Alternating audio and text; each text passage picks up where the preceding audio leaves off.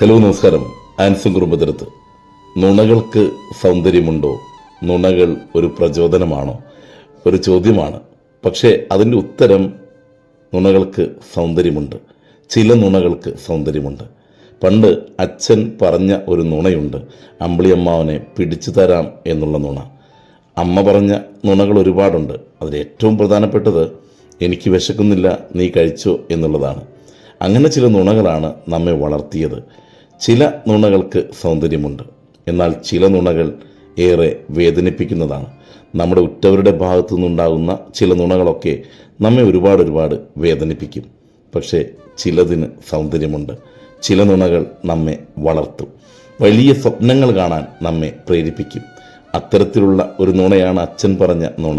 അമ്പിളിയമ്മാവനോളം സ്വപ്നം കാണാൻ പഠിപ്പിച്ച, പ്രചോദിപ്പിച്ച ഒരു പിതാവിൻ്റെ നുണയുണ്ട്. ആ നുണ തന്നെയാണ് ഏറ്റവും വലിയ പ്രചോദനമായി മാറേണ്ടതും, വലിയ സ്വപ്നങ്ങളിലേക്ക് നടന്നെടുക്കുവാനുള്ള പ്രചോദനം. ചില സഹനങ്ങൾ നമുക്ക് പിന്നിലുണ്ട്, നമ്മുടെ വളർച്ചയ്ക്ക് പിന്നിലുണ്ട് എന്ന് മനസ്സിലാക്കി തരുന്ന നുണയാണ് എനിക്ക് വിശക്കുന്നില്ല എന്നുള്ള അമ്മയുടെ നുണ. അങ്ങനെ ചില നുണകൾ നല്ലതാണ്. ചില നുണകൾക്ക് ഓർക്കുമ്പോൾ ഏറെ സൗന്ദര്യമുണ്ട്. നല്ല ഒരു ദിനമാണ് കാത്തിരിക്കുന്നത്. ആസ്വദിക്കാം.